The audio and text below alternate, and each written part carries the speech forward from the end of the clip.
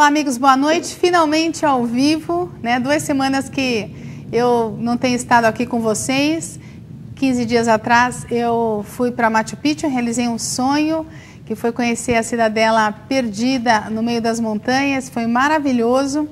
E depois eu tive um compromisso muito importante também, precisei me ausentar, mas hoje eu estou aqui pessoalmente, no Oficina do Corpo, falando sobre um tema que a gente realmente vem repetindo, porque faz parte da minha vida, que é o tema das drogas, né? De quanto a droga traz de prejuízo para o relacionamento humano, para o ser humano dependente e para os familiares em sua volta. Há pouco eu pedi aqui à Just TV uma autorização para, através de imagens deixadas no YouTube, poder revelar um pouco da minha vida particular, né? Aquilo que me envolveu, fazendo com que eu tivesse coragem suficiente para estar aqui todas as terças-feiras falando sobre saúde. Uma coisa que aconteceu na minha vida foi justamente problemas relacionados à cocaína. E aí, depois que eu enfrentei com muita determinação, buscando principalmente a saúde dos meus filhos, foi que eu pude estar aqui. E o tema de hoje vai ser voltado a uma determinada revelação da minha vida, né? Afinal, eu fui casada com um dependente químico, tive uma série de prejuízos profissionais, pessoais, por conta dessa questão da droga na família, e precisei fazer aí uma série de sacrifícios, né? Principalmente deixando a academia que eu havia construído há 15 anos, a Oficina do Corpo, a favor da saúde dos meus filhos, da saúde afetiva, da saúde psicológica, da saúde mental, principalmente da questão das escolhas na vida. Continuei mesmo separada, dando suporte ao pai deles, atuei muito também na segunda internação dele, e aí, como hoje ele está recuperado, apresentou-se diante das câmeras falando sobre o tema, eu queria abordar com vocês o tema da codependência e da situação da família tendo um quadro de codependente. Por isso, eu vou aproveitar o programa de hoje para mostrar para vocês o depoimento dos meus filhos no programa do Faustão, tá bom? Vai lá, produção. A partir desse momento, o Domingão traz um dos maiores astros do futebol brasileiro. Foi astro na Itália, em Portugal, aqui no Brasil, e depois mudou de profissão, e onde ele é astro também em outra atividade. Mas você, garoto, tem hoje 10, 15, talvez 20 anos, talvez não saiba. Ele estreou no Pacaembu fazendo 4 gols, com trilha sonora de Pepeu Gomes, fazendo música, jogando bola. Isto é Casagrande dentro do campo. Jogando com o Dr. Sócrates, com Zenon, ali, o grande Corinthians. 4 gols na estreia no Pacaembu. Gol de tudo, até de peito. Olha lá.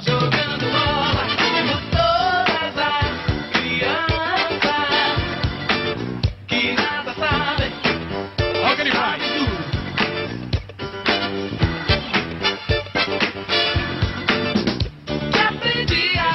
Zagueiro com a espinha que nem um anzol. Olha aí quando ele jogou no São Paulo por empréstimo. Chegou a seleção também aí. Chulapa lá. Em 86, na seleção brasileira. Foi para Portugal também, a fera.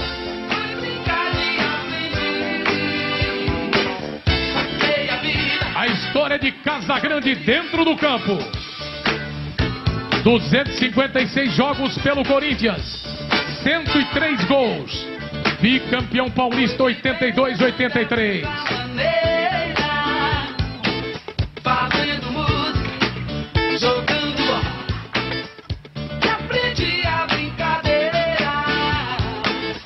Jogou no Porto, foi campeão pela UEFA, no Ascoli, no Torino, no Flamengo. E no Paulista de Jundiaí, além de ter voltado para o Corinthians. Na Itália, em Portugal, no Brasil, Walter Casagrande Júnior. Vem aí, galera!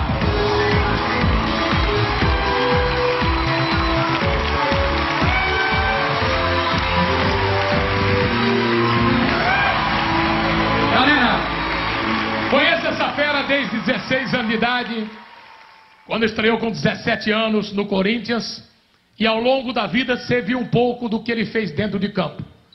O Casa jogou até os 34, né, Casa? Não, eu joguei até os 31. 31. 94 eu parei. Por que você parou? Eu parei que eu tive muitos problemas no joelho e eu treinava a semana toda, chegava no sábado, tinha que tomar anti-inflamatório, e às vezes nem dava pra jogar, mesmo treinando, mesmo tomando anti-inflamatório, eu achei que era desgastante. E eu já estava querendo ficar mais com a família, quer dizer, eu treinava na semana toda e no final de semana eu não queria ir viajar, eu não queria concentrar. Então eu pensei, pô, vou parar, vou no Ibirapuera com a semana toda e no final de semana eu tô em casa. Era aquilo que eu queria. E você, hoje, não vai aqui falar de Brasil na Copa América, que você fala já nas transmissões, não vai falar de futebol, você vai falar da vida. Quem para uma profissão onde teve muito sucesso, como no teu caso, o mundo inteiro conheceu, aí parou de ser jogador de futebol. Se o cara não vai ser treinador no dia seguinte, como é que é a vida de um jogador de futebol quando ele para? É a mesma coisa com um cara que está fazendo sucesso, de repente ele perde a voz e ele não pode cantar mais? Então, eu acho que todo mundo pergunta por que o jogador de futebol não se prepara para parar, ou se está tentando já pensando em alguma coisa depois do futebol. A vida do jogador de futebol é muito intensa, né? Treino todo dia, muita visibilidade, o tempo passa rápido, você não percebe que o tempo está passando. Até às vezes não dá nem tempo de você se organizar para quando você for parar. E quando você vê, você já está com 30, já está tendo que parar de jogar, já está pensando nisso e não tem nada armado para depois. Então, quando o cara para, a primeira impressão que ele tem é assim, de um sossego, de uma paz. Fala, pô, agora vou estar na minha casa, vou fazer o que eu quiser, vou poder me divertir com meus filhos e tudo mais. Mas aí ele começa a perceber, ele começa a sentir falta de alguma coisa, né? Eu acho que em qualquer profissão deve acontecer isso. Mesmo um chofer de táxi, claro. Um porteiro, ele fica 30 anos fazendo a mesma coisa. Ele para, vai sentir. Vai sentir, porque você cria você tem muitos prazeres durante aquela vida. Eu penso sempre no Ronaldo. Hoje eu pego muito exemplo do Ronaldo ter parado de jogar. Eu acho que não existe nada na vida do Ronaldo daqui pra frente que possa substituir a intensidade da emoção e do prazer que ele teve em ter feito 2 gols numa final de Copa do Mundo contra a Alemanha. Nem que o cara vá para uma outra profissão e tenha sucesso. Nem que vá para outra profissão e tenha sucesso. Porque o maior defeito que o ser humano tem, né, que a gente tem, é tentar substituir ou preencher um vazio deixado por uma outra coisa que te deu prazer. A gente sempre tenta fazer isso. Eu acho que é o caminho mais fácil, aquilo que o ser humano mais pensa fazer. E nunca consegue. É aí que entra a frustração da pessoa, aí que entra a depressão, aí que entra a pessoa está bem sucedida, mas não está feliz e não sabe por que não está feliz se ela é bem sucedida. E ela demora para perceber isso? No teu caso, você parou de jogar com 31 anos. Quando é que começou a cair a ficha, você começou a ficar em depressão, começou a ficar chateado e não sabia por quê? Então, no meu caso, eu virei logo depois, eu virei comentarista, né? Eu comecei na ESPN Brasil, com o Trajano lá, e recebi um convite da TV Globo, vim pra cá, tô aqui já há 14 anos, né? Quase 15 anos, e o tempo foi passando e eu entrava nesse conflito mesmo, e as pessoas até perguntavam pra mim, eu falava, pô, eu não tô feliz, não tá legal. Eu falei, meu, por que você não tá feliz? Você foi um jogador bem sucedido, você trabalha uma grande empresa, toda a segurança e um trabalho fantástico que é a TV Eu lembro, Globo. ele foi o comentarista revelação da Copa do Mundo de 98. Nem assim você estava feliz. Então, me faltava alguma coisa, não era questão, eu não percebia se era felicidade ou infelicidade, não era uma coisa indeterminada, era uma coisa que eu não conseguia identificar, mas dentro de mim faltava alguma coisa, eu não conseguia preencher o prazer que eu tinha, eu não tinha prazer em fazer as coisas. Inclusive... E é por isso que quando chega nessa situação, uma boa parcela de pessoas acaba essa parcela indo para o lado das drogas. Ou isso já tinha acontecido na época que você jogava? Não, assim, o meu relacionamento em questão às drogas foi um relacionamento quase de curiosidade inicial, da adolescência e tudo mais. Com a minha parada de jogar, com o tempo que eu fui parando de jogar, eu encontrei erroneamente, né, um falso prazer que a droga te dá. E ela realmente, no momento que eu usava a droga, eu conseguia anular o vazio que eu tinha, né? Mas é uma coisa muito falsa, que o vazio que eu tinha era desse tamanho, e quando eu usava a droga, por exemplo, que eu me sentia bem, me sentia melhor aparentemente, quando passava o efeito, o meu vazio estava maior. Quer dizer, momentaneamente ela dá um alívio, depois vem um buraco maior. Não é um alívio, ela encobre, né? Ela te deixa frio, porque um dos efeitos da droga é o congelamento emocional. Então você fica congelado, você não é feliz nem triste, né? E então você fica frio. Qualquer tipo de droga tem esse efeito?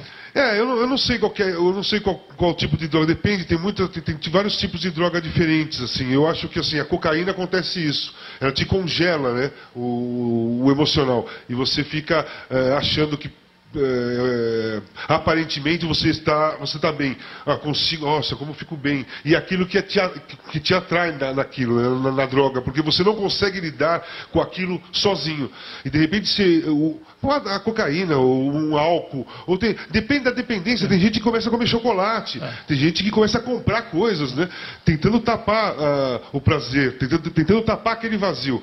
E aparentemente ela dá esse momento de satisfação. Então, e no caso, você com mais de 30 anos, já com 3 filhos, você entra nessa questão da droga, e a partir desse momento é uma evolução muito rápida, ou a pessoa tem no começo como segurar? Como é que é isso? Não, então, aí é o seguinte, porque a droga, numa pessoa que é dependente químico, eu sou dependente químico, né? Eu vivo em tratamento, me trato até hoje, eu tenho 3 psicólogas, eu faço terapia com psiquiatra, e às vezes quando eu saio eu ainda peço companhia de psicóloga, não é porque eu tenho medo de recair nem nada, mas é porque acontecem coisas com a gente, como eu fiquei muitos anos congelando os meus sentimentos, às vezes eu me emociono em alguma situação e eu não sei lidar ainda com aquilo, né? São coisas novas, né? Porque eu fiquei muito tempo congelando. Mas você tem consciência disso. Agora, quem não tem esse suporte e não tem essa consciência é muito pior. Aí que volta mesmo. Mas eu tenho consciência disso porque eu fiquei internado 1 ano dentro de uma clínica psiquiátrica. Eu fazia terapia da manhã até a noite, 1 ano direto, sem nada. Tem as regras da clínica, eu acordava às 7 horas da manhã.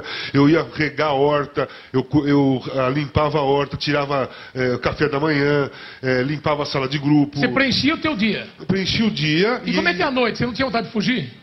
Não, então, eu passei 4 meses, nos primeiros 4 meses da internação, sem aceitar a doença, sem conseguir lidar com aquilo ali, queria ir embora mesmo. A minha ficha caiu depois de 4 meses, que eu comecei a perceber que o esforço, eu comecei a perceber os danos que eu estava causando para mim, né? Eu nunca fui uma pessoa ruim, eu nunca prejudiquei ninguém, eu estava prejudicando a mim mesmo, mas atrás de mim eu tenho 2 pais, eu tenho irmãs, eu tenho muitos amigos que gostam de mim, eu tinha 3 filhos, eu tenho 3 filhos, né? E começou a passar na minha cabeça o meu comportamento, o que estava acarretando para essas pessoas, né? Eu estava sendo muito egoísta, porque isso é uma característica do dependente químico também, ele usa droga sem pensar no que está causando para outras pessoas, quais são os danos que ele está causando para outra pessoa. Ele não tem essa visão crítica. Não tem essa visão crítica. E esse é um dos pontos. Ele perde a crítica. Né? Aí às vezes o cara fala, pô, mas como é que esse cara não está percebendo? Ele não está percebendo. Não está percebendo. E eu, por exemplo, eu fui descendo a ladeira assim. Eu tive um acidente muito feio de carro em setembro de 2007, decorrente de vários dias aí. Aí foi o auge, quando você já estava bastante tempo. Não? Já estava há bastante tempo. Fui internado exatamente depois do acidente. Como foi esse acidente? Então, eu morava num apartamento aqui na Leopoldina, já estava mal um bom tempo, comecei a ter visões de coisas dentro da minha casa, comecei a me assustar com aquilo que eu estava vendo e fui para um hotel. Mas você conseguia morar sozinho nessa época? Não, eu morava com a Karine, que é psiquiatra, né, que é a minha ex-noiva. E nós fomos para um hotel porque eu fiquei com medo de ficar no meu apartamento. E tive as mesmas visões dentro do hotel. E eu falei para ela, vamos sair, que eu não quero ficar aqui. Quando eu saí, eu também estava tomando remédio para dormir. Eu estava misturando as coisas. E eu perdi o volante, eu dormi no carro e capotei ali na Rua Tito, na Pompeia, e fui acordar praticamente no Einstein e dentro de uma clínica psiquiátrica. Minha família me internou, meu filho bancou a internação, meu filho tinha... Olha o que eles falam sobre o fundo do poço. A gente tinha combinado de sair para jantar, e aí ele disse que ia tomar banho e eu fui pro computador esperar ele sair do banho para ele me chamar para ir de jantar, né? E aí eu tava no computador e tava um silêncio em casa e eu ouvi um barulho meio que de alguém caindo no chão, né? Aí quando eu vi esse barulho eu fui bater na porta do quarto do meu pai ver o que era, ele tava no banheiro. Aí quando eu abri a porta do banheiro ele tava meio que no chão assim, meio que levantando e disse que tinha escorregado. Eu já não tinha acreditado muito nisso, né? Mas aí eu levantei ele, coloquei ele na cama e ele disse que estava com muita dor na barriga e que precisava de uma ambulância. Passou uma semana desse acontecimento, meu pai saiu de casa, né? E aí minha mãe me explicou que já estava tendo esses acontecimentos com drogas, né? Então, quando teve o ápice do momento, que foi um acidente de carro, me fez pensar em tomar uma atitude drástica. E a ideia de internar ele veio de um médico e eu topei uma internação obrigatória. Tudo que o meu pai fez com ele mesmo trouxe uma tristeza particular para cada membro da família, mas para mim eu só cresci com tudo isso. Eu aprendi com os erros dele, com os meus erros, e eu acho que hoje eu sou uma pessoa muito melhor do que eu era antes, e eu acho que ele também é uma pessoa muito melhor também antes de tudo isso. Olha, impressionante a inteligência, a serenidade. Quantos anos tem o Vitor Hugo? Quantos anos tinha? Quantos anos ele tem agora? Ele tem 25. 25 anos. E o Leonardo? Agora tem 22. Quer dizer, por tudo que passou, ele não demonstra revolta, ao contrário. Ele entende e fez tudo isso porque ele tem orgulho de ter ajudado o pai a virar o jogo. Imagina quando você vê esses dois meninos fortes, tendo esse juízo e essa consciência. Então, o Vitor mora comigo, né? E, pô, assim, eu lamento muito pela situação que eu coloquei o Leonardo, né? O Leonardo, realmente, a história foi daquele jeito que ele contou mesmo. Ele foi tomar banho, quando ele voltou, tive uma overdose, quer dizer, isso deve ter acarretado problemas psicológicos para ele. Eu ajudo ele ainda hoje, né? Tem uma psicóloga, ele vai no psiquiatra e tal, para aprender a lidar com essa situação. O Vitor foi muito firme, o Vitor foi muito legal. E é legal até hoje, né, comigo, mora comigo, quer dizer, não tem desconfiança alguma, eu tô mesmo levando minha vida a sério. Hoje eu tenho uma visão mais ampla, né, dos meus passos, assim, eu não dou nenhum passo sem pensar do que eu tenho atrás. E eu tenho atrás 3 filhos, eu tenho um mais novo ainda, o Simon, que tem 18 anos. Tenho meus pais, pô, minha mãe, que sempre... Mais minha mãe, porque cada meu pai... um com a sua história, de uma das figuras humanas mais admiráveis que a gente tem aqui. E eu conheço esse cara desde os 16 anos. Agora, depois de tudo isso, nesse trabalho do Daniel Faria, dá um copo d'água para ele aqui, ô Maradona. Porque o Casagrande abriu o coração, abriu a alma, contou tudo o que ele passou no mundo das drogas, da depressão, e na virada desse jogo, que é uma virada contínua, como ele disse, todo dia, ao acordar, ele tem que enfrentar esse inimigo e superar esse inimigo. Porque depois do Leonardo e do Vitor Hugo, da Dona Zilda, do Walter, do Kleber Machado, do Caio Ribeiro, do meu querido Galvão Bueno, prepare o seu coração. Quem tem recado para você é esse cara aqui. Eu lembro até que eu gostava quando ele ia me pegar na escola, né? Que eram coisas que eu não via, até meus amigos, o meu pai, o pai deles, na verdade, ir pegar eles na escola. E eu gostava, porque era meu pai, eu passava mais tempo com meu pai.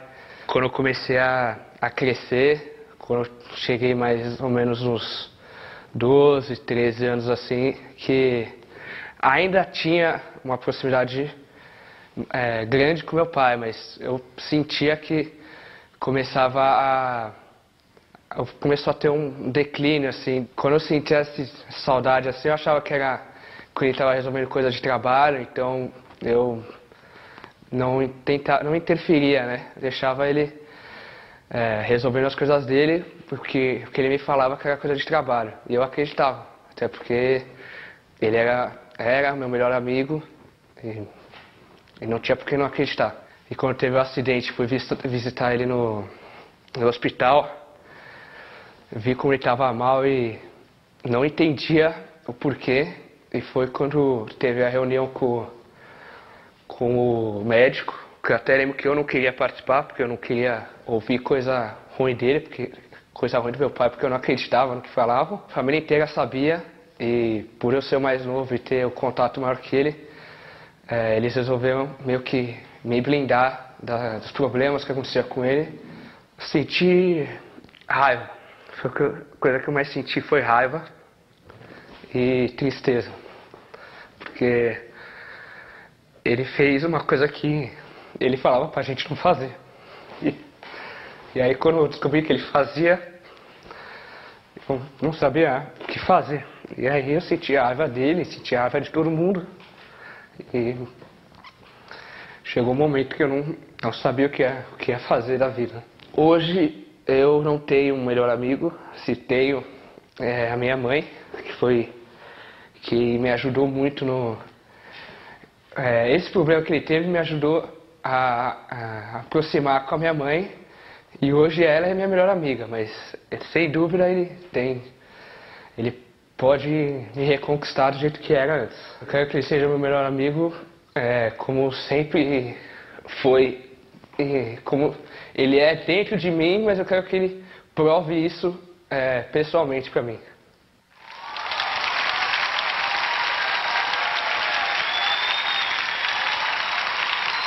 Cada filho, hein, meu? Só vou avisar para você o seguinte: a galera tá de pé, com certeza, aplaudindo a sinceridade, a serenidade, a sensibilidade de um garoto de 18 anos chamado Simon. Um dos depoimentos mais impressionantes que eu já ouvi nesses 24 anos de TV Globo. Que eu posso falar para você é o seguinte, e para a galera também toda. O Daniel Faria, que é um experiente produtor, quando ele foi gravar o Leonardo e o Vitor Hugo, os dois mais velhos, pediram para que ele poupasse, não forçasse o depoimento do Simon. E ele fez isso. Falei, Simon, fica num outro quarto, você vai ouvir com seus irmãos, vão falar. Se você tiver vontade, você fala. Senão, você não é obrigado. Ninguém quer te obrigar a nada. Aí, ele que se predispôs, se ofereceu para falar. E o que ele fez é isso. Ele quer ter o melhor amigo dele de volta. Ótimo, pessoal. Vocês viram que coisa mais linda? O depoimento dos meus filhos hoje, depois a gente ter vivido todo esse drama, todo esse sofrimento, que foi inclusive entender a situação que o Walter se passava e como nós estávamos ali inseridos. Bom, eu também tenho algo a revelar. Eu já falei para vocês em programas anteriores sobre codependência. O que é codependência? É quando uma pessoa tem a intenção de ajudar, mas ela excede, tendo como principal objetivo o outro e não si mesma. Então, eu estava tão envolvida dentro dos problemas de uma pessoa que eu amava muito, que para mim, resolver os problemas dele, tapar uma série de falhas, era uma função não só minha pessoal, mas como mulher, como esposa, né, como mãe de filhos. E aí nós vivemos um drama que durou 4 anos em média, tá? E aí eu queria falar sobre essa coisa da codependência, né? Como é que se comporta a família do dependente químico antes da drogadição e uma família do dependente químico sóbria? Então tá, antes, assim como o meu filho falou, as pessoas me blindavam, né? Quer dizer, eu impedia meus outros filhos de comentarem sobre o mal-estar do pai dele, até porque os próprios médicos não me revelavam a dependência, e sim outros problemas, como síndrome do pânico, como o estresse, como disfunções metabólicas. E aí eu também não entendia o que estava se passando realmente. Foi difícil um médico dizer, olha, o Walter é dependente químico, né? Foi difícil, eles realmente se mantêm ali num código de ética, não revelando uma situação como essa, inclusive por conta de outros indícios, assim, por conta do risco, né, que o próprio paciente corre. Muito bem, qual é a estrutura familiar da família com a drogadição, tentando mascarar ou esconder o problema? O segredo familiar torna-se fundamental para que não seja motivo de vergonha, não seja motivo de raiva e a família se isola dos demais. Com o agravante, os filhos se tornam dependentes e ficam órfãos de pais vivos. Por quê? Porque estão sempre procurando sanar problemas e esquecem das necessidades dos filhos. Os codependentes, assim como eu, são pessoas que amam demais o dependente, então tenta protegê-lo. O codependente cria um papel comportamental tentando diminuir ou aliviar a dor do dependente, de quem está em volta, sem perceber que, na verdade, está fazendo mal não só a si, como também ao dependente. Infelizmente, não há comunicação entre codependentes, ou seja, nem eu expressava para os meus filhos a dor e o sofrimento e a dificuldade que eu sentia, e nem eles sabiam o que sentiam. Hoje, já sóbrios, né, já com a situação, digamos, resolvida e tendo, inclusive, a separação como um marco terapêutico, né, eu fazia terapia na época e o psicólogo falou assim, olha, se torna fundamental o seu afastamento, né? O Walter, ele tem um determinado problema, ele precisa ser responsável pela própria vida e você precisa também dar seguimento à saúde emocional, psicossocial e afetiva dos seus filhos. Então, nesse caso, a separação fez parte também dessa recuperação de cada um da sua autonomia de vida, da sua qualidade de vida. Como é, então, uma família sóbria, né? Mesmo tendo um caso de dependência, essa dependência já em tratamento. Os familiares reconhecem e identificam esses sentimentos, afirmando o que sentem. Então, vocês viram meus filhos falarem, senti muita raiva e tristeza juntos, senti uma indignação. Hoje, senti muita raiva anteriormente, mas me sinto mais unido em relação à minha família. As pessoas também começam a ouvir umas às outras. É permitido que cada um cresça dentro do próprio espaço. Embora compitam consigo mesmos, não são competitivos entre si e cada um reconhece o trabalho de cada um e começa a conviver com amor. Gente, queria deixar marcado esse programa de hoje como assim, uma experiência minha pessoal muito importante. Mais uma vez, deixo o meu e-mail para vocês e queria que vocês acessassem a 4 sites interessantes, tá?